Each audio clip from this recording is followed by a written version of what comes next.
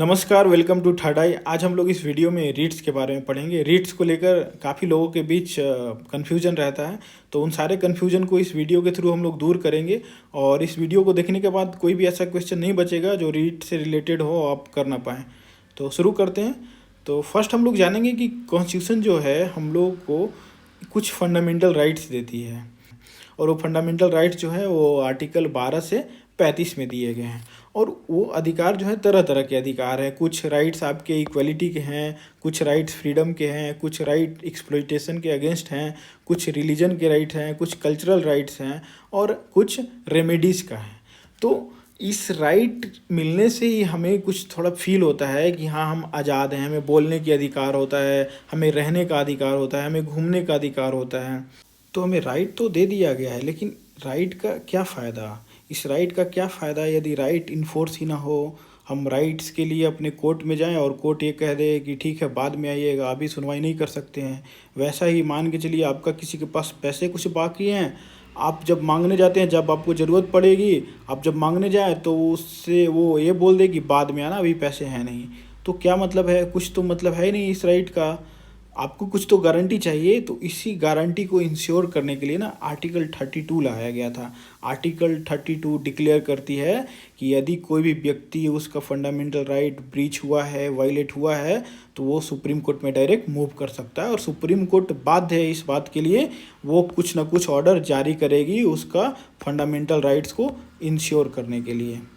और इसीलिए इस आर्टिकल ये इतना महत्वपूर्ण है कि बी.आर. अम्बेडकर साहब ने इस आर्टिकल को हार्ट एंड सोल कहा है।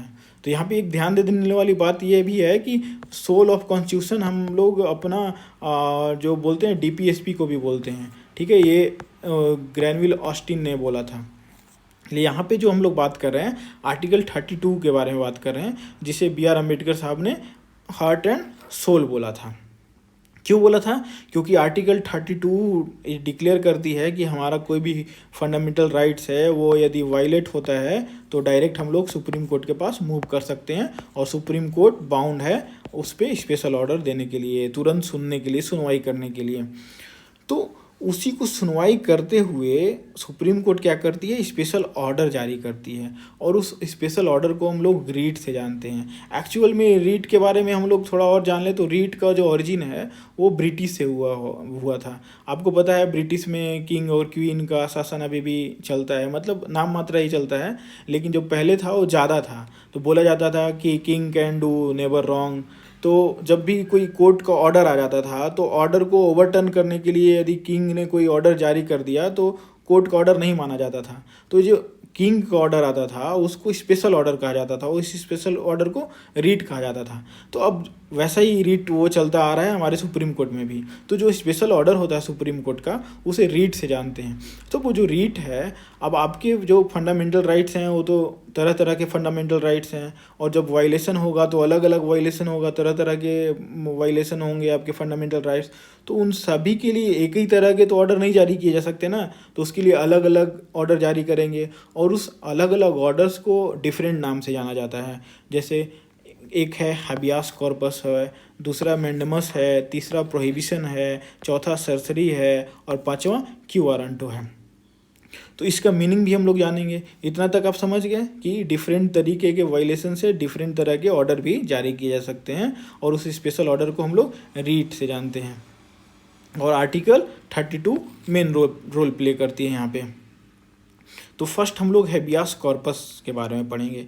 तो कॉर्पस से आपको कॉर्प्स मतलब होता है डेड बॉडी, तो कॉर्पस से आपको कॉर्प्स का समझना चाहिए। कॉर्प्स जैसे हुआ तो बॉडी। तो हैबियास कॉर्पस जो है मेन बॉडी रिलीज करने के लिए बोलती है। जो डिटेंशन है उसका अनलॉफुल डिटेंशन, या मान के चलिए किसी व्यक्ति को उठा के जेल में बंद कर दिया गया बिना किसी कारणवश, तो आप उस समय उसका तो फंडामेंटल राइट्स तो वायलेशन हो ही रहा है। तो उस समय यदि उसका जो कोई भी रिलेटेड हो, परिचित हो, सुप्रीम कोर्ट में जाता है तो सुप्रीम कोर्ट को सुनवाई करना पड़ेगा, और सुप्रीम कोर्ट स्पेशल ऑर्डर जारी करेगी। वो कौन सा ऑर्डर जारी करेगी? हैबियास कॉर्पस का। कहेगी कि भाई ये जो डिटेंशन है, ये जो जेल में बंद किए हो, ये लॉफुल नहीं है, आप इसको रिलीज करो। लेकिन यदि डिटेंशन लॉफुल रहेगा, यदि आप कोई क्राइम किए हैं, तब आप वहाँ सुप्रीम कोर्ट जाएंगे क्या? यदि आप जाते भी हैं तब वो सुप्रीम कोर्ट रीट जारी नहीं करेगी, क्योंकि डिटेंशन जो था आपका लॉफुल था, या आप किसी कंटेम्प्ट ऑफ कोर्ट में यदि आपका डिटेंशन किया गया है तो आप क्राइम करके जाएंगे तो हैबियास कॉर्पस नहीं है। लेकिन ऐसे ही बिना मतलब का आपका फंडामेंटल राइट्स वायलेट किया जा रहा है तब आपको हैबियास कॉर्पस रीट जारी करती है सुप्रीम कोर्ट। हैबियास कॉर्पस का लिटरल मीनिंग क्या होता है? टू हैव द बॉडी, मतलब टू रिलीज द बॉडी। ठीक है, इतना तक समझ गए। अब जो कैप्टिवेशन है, किसी को बंद कर देना, किडनैपिंग करना, सब कुछ इसमें आ जाता है। तो ये जो हैबियास कॉर्पस है वो पब्लिक बॉडी भी, पब्लिक बॉडी मतलब हमारा गवर्नमेंट जितनी सारी मशीनरीज है, और वो कोई कंपनी पीएसयू क्यों ना हो, जैसे कोई बैंक है उसमें भी गवर्नमेंट ऑफिस में ही आ जाती है, मतलब गवर्नमेंट का थोड़ा भी स्टेक है तो पब्लिक बॉडी हो जाएगी, और प्राइवेट भी है उसके लिए भी। तो जो हैबियास कॉर्पस है दोनों के अगेंस्ट जारी किया जा सकता है। तो एकमात्र ही हमारा रीट है हैबियास कॉर्पस जो पब्लिक और प्राइवेट बॉडी दोनों के अगेंस्ट जारी किया जा सकता है। इतना हम लोग समझ गए। इतना है public authorities and private individuals दोनों पे और पर्सन। अब इसमें क्या है कि जो व्यक्ति बंद है वो तो सुप्रीम कोर्ट में नहीं जा सकता है, जो व्यक्ति ऑलरेडी जेल में है वो व्यक्ति तो जाएगा नहीं सुप्रीम कोर्ट में, उससे रिलेटेड या तो उसके एडवोकेट जाएंगे या तो उससे रिलेटिव जाएंगे। तो यहाँ पे एक लिबरलाइज स्टैंस अपनाया गया है कि यदि व्यक्ति का हनन हुआ है फंडामेंटल राइट, उसे छोड़ के कोई और भी व्यक्ति भी जा सकता है। और ऐसे जो लिबरल इंस्टेंस है वो दो रीट्स के लिए है, दो जगह, एक आपको हैबियास कॉर्पस में मिलेगा और एक आपको क्यू वारंटो में मिलेगा। क्यू वारंटो में भी होता है कि जो पब्लिक माइंडसेट के लोग होते हैं, मतलब ज़्यादा ही प्रोएक्टिव हैं, तो वो देखते हैं कि हाँ इस व्यक्ति का अधिकार नहीं है यहाँ पे बैठने का, तो वो लोग भी फाइल कर सकते हैं। तो इसके बारे में हम लोग आगे पढ़ेंगे। तो ये हैबियास कॉर्पस का कंसेप्ट था, पूरा क्लियर हो गया होगा, इसका लिटरल मीनिंग भी और जो मतलब है इसका वो भी। अब हम लोग बात करेंगे प्रोहिबिशन का। तो प्रोहिबिशन का मतलब होता है टू फॉरबिड, मतलब रोकना। किसको रोकना? तो प्रोहिबिशन क्या होता है कि हायर कोर्ट जारी करती है लोअर कोर्ट के लिए। क्या होता है कि बहुत बार लोअर कोर्ट क्या करते हैं ना कि अपने अधिकार क्षेत्र से बढ़ के भी कुछ सुनाना शुरू कर देते हैं जो उनके अधिकार क्षेत्र में। अब मान के चलिए कोई आर्मी है, अपने ऑफिसर्स का यदि अवहेलना करता है या उनसे कुछ बदतमीजी करता है, तो इसका मतलब ये नहीं है कि उसका ट्रायल हमारे सिविल कोर्ट में होगा, क्योंकि आर्मी एक्ट अलग है 1950 और उनका कोर्ट मार्शल अलग होता है। तो उनका यदि ट्रायल करना शुरू कर दे लोअर कोर्ट और यदि ये बात हायर कोर्ट को पता चले, तो वो क्या कहेगी कि भाई ये आपके अधिकार क्षेत्र में नहीं है, आप इस मामले को रोक दीजिए, बस यहीं तक ख़त्म कर दीजिए। तो ये जो प्रोहिबिशन है रीट सिर्फ और सिर्फ जो जुडिशियल बॉडीज़ है या क्वासी जुडिशियल बॉडीज़ है उन्हीं के अगेंस्ट जारी किया जा सकता है। ये जो प्रोहिबिशन का है वो सिर्फ और सिर्फ जुडिशियल या क्वासी जुडिशियल बॉडीज़ के अगेंस्ट ही जारी किया जा सकता है। इसमें क्या कहता है? इनको रोकता है, प्रिवेंट करता है। अब नेक्स्ट हम लोग देखते हैं, नेक्स्ट क्या है? सरसरी। तो सरसरी से याद करने के लिए आपको एक मैं बताता हूँ। सरसरी मतलब सरकाना कोई चीज़, हम लोग बोलते हैं ना कि सरकाओ इधर, मतलब मुझे दो, तो वैसे सरसरी होता है जब जो हायर कोर्ट है वो देखती है कि जो लोअर कोर्ट है अच्छे से काम नहीं कर रही है, उनका जो जजमेंट है वो सही नहीं है, या अपने अधिकार क्षेत्र से बढ़ के कुछ सुना रहे हों या प्रोसीडिंग कर रहे हों, तब ये क्या कहती है कि भाई तुमसे नहीं हो पाएगा, तुम्हारा जो केस है वो मेरे तरफ बढ़ाओ, हम फिर से उसको देखेंगे, एग्जामिन करेंगे, अच्छे से उसको ध्यान से ठीक करके रेक्टिफाई करके देंगे। तो ये फिर से ये हायर कोर्ट लोअर कोर्ट के अगेंस्ट जारी करती है। मान के चलिए कोई व्यक्ति छोटा या मोटा ही क्राइम किया हो और जो लोअर कोर्ट है उसको लाइफ इम्प्रिजनमेंट दे देती है, तो ये तो गड़बड़ है ना। यदि कोई चोरी करता है आप उसे लाइफ टाइम कारावास कर देते हैं, तो क्या करेगी हायर कोर्ट? क्या करेगी? उनसे वो केस को ट्रांसफ़र कराएगी। अब या तो ये हो सकता है कि ये जजमेंट दे चुका हो या देने वाला हो, तो दोनों केस में ये तो प्रिवेंट करती है हायर कोर्ट, या फिर उसको क्या कहेगी? आप ट्रांसफ़र करो। तो ये दोनों प्रिवेंटिव मेजर भी है और ये क्यूरेटिव मेजर भी है। क्यूरेटिव में क्या करेगी? ये जो जजमेंट आ गया था उसको ठीक करके देंगे हायर कोर्ट। तो सरसरी भी जुडिशियल बॉडी के लिए ही जारी किया जा सकता था, लेकिन सुप्रीम कोर्ट ने ऑर्डर दिया था, बीच में कोई केस आया था कि हम लोग ये जो है एडमिनिस्ट्रेटिव बॉडी के अगेंस्ट भी जारी कर सकते हैं। तो सरसरी आपका हो गया कि आप केस को ट्रांसफ़र करो। ठीक है, इतना हो गया।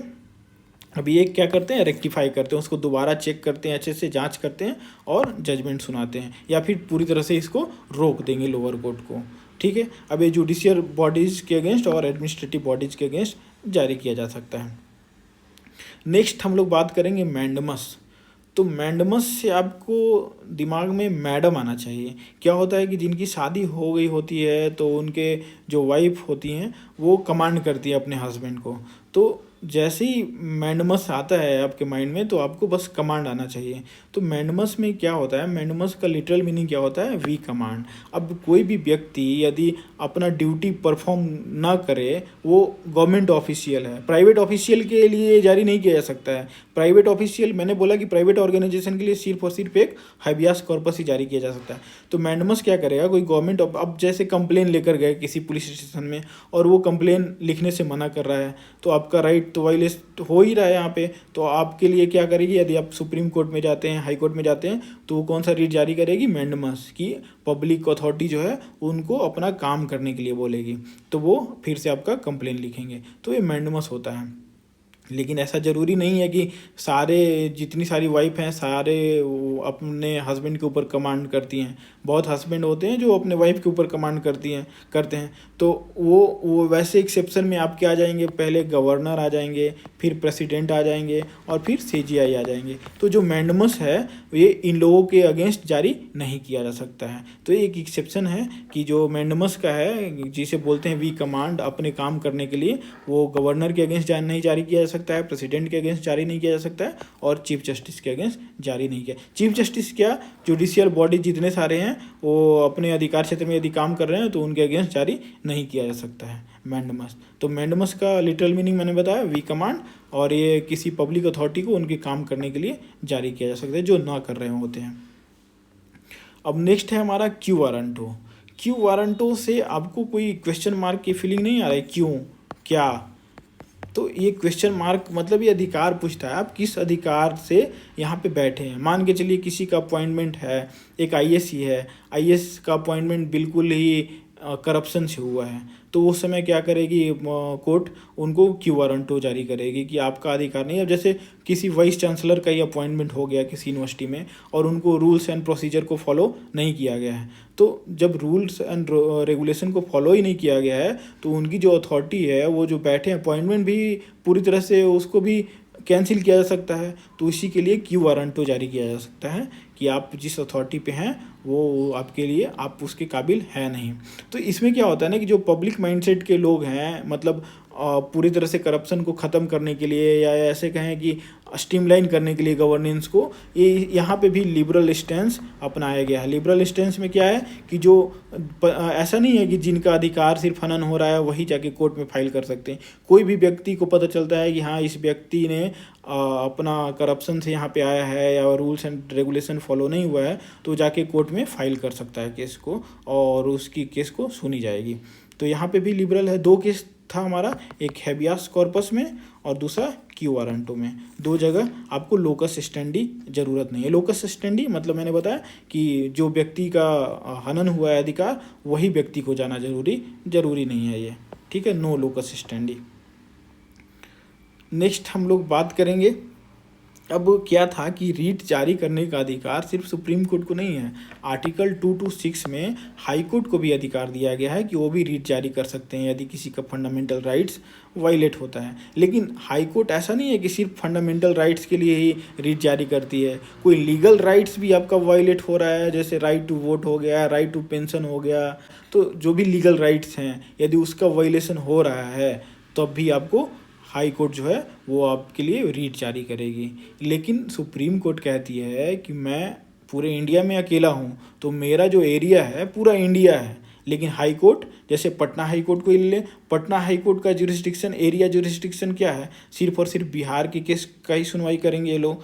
तो जो एरिया, टेरिटोरियल एरिया है, वो सुप्रीम कोर्ट का बड़ा होता है, हाई कोर्ट का छोटा होता है, वो चाहे रीट में ही क्यों ना हो। लेकिन रीट की बात करें तो ये इसके पास एक लीगल राइट के लिए भी रीट जारी कर रहा है, तो रीट का जुरिस्डिक्शन जो है हाई कोर्ट का ज़्यादा होता है, क्योंकि सुप्रीम कोर्ट आर्टिकल 32 से बाउंड था। आर्टिकल 32 में सिर्फ और सिर्फ फंडामेंटल राइट्स के लिए जारी कर रहा था, लेकिन हाई कोर्ट क्या लीगल राइट्स के लिए भी जारी कर रहा है।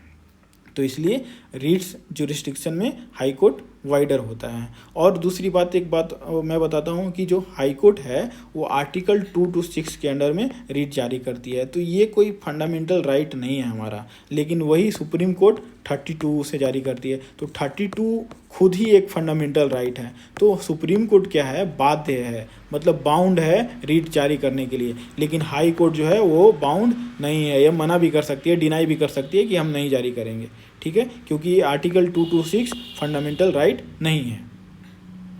ठीक है, इतना ही था इसका रीट का कंसेप्ट। अब हम लोग कुछ क्वेश्चंस देखेंगे। जैसे फर्स्ट क्वेश्चन है, which of the following writs can be issued by the high court to secure liberty of individual. Liberty मतलब किसी को फ्रीडम या फिर जेल से बाहर निकलवाने के लिए कौन सा रीट जारी करेगी, तो ऑब्वियस है हैबियस कॉर्पस। कॉर्पस मतलब बॉडी, बॉडी को बाहर निकालो, आज़ादी दो उसको, तो हमारा सी आंसर हो जाएगा। नेक्स्ट हो जाएगा, नेक्स्ट है हमारा, which of the following constitutional remedies is also known as postmortem. Postmortem का मतलब क्या समझते हैं? पोस्टमार्टम मतलब होता है ना कि फिर से उसको एग्जामिन करना है, कैसे इसका डेथ हुआ, मतलब पूरी बॉडी को, पार्ट्स को अच्छे से देखना। तो इसमें प्रोहिबिशन में हो सकता है, प्रोहिबिशन में तो ये और सिर्फ कौसी जुडिशियल बॉडीज़ के लिए जारी किया जा सकता है। मैंडमस में कमांड के लिए होता है। क्यू वारंटो में अधिकार ही पूछा जाता है। तो यहाँ पे सरसरी हो सकता है, क्योंकि ये जो लोअर कोर्ट का कोई भी मामला यदि उसने जजमेंट सुना दिया हो तो हायर कोर्ट क्या करती है, एग्जामिन करती है। तो पोस्टमार्टम के लिए आपका सरसरी हो जाएगा। नेक्स्ट बात करते हैं, विच of the following is not correctly matched. तो हैबियस कॉर्पस बॉडी सही है, मैंडमस कमांड सही है, प्रोहिबिशन, प्रोहिबिशन का मतलब होता है मना करना, टू फॉरबिड, तो यहाँ पे टू सर्टिफाइड, सर्टिफाइड और सरसरी दो एक साथ आते हैं तो ये सरसरी का मतलब होता है, तो ये गलत है, ये सरसरी होना चाहिए, तो आपका आंसर सी होगा। नेक्स्ट हम लोग कुछ क्वेश्चन यूपीएससी का देखते हैं। यूपीएससी का है, with reference to the writs issued by courts in India consider the following statement. Mandamus will not lie against a private organisation unless it is interested with the public duty. सही है, public duty है तभी mandamus लागू किया जा सकता है।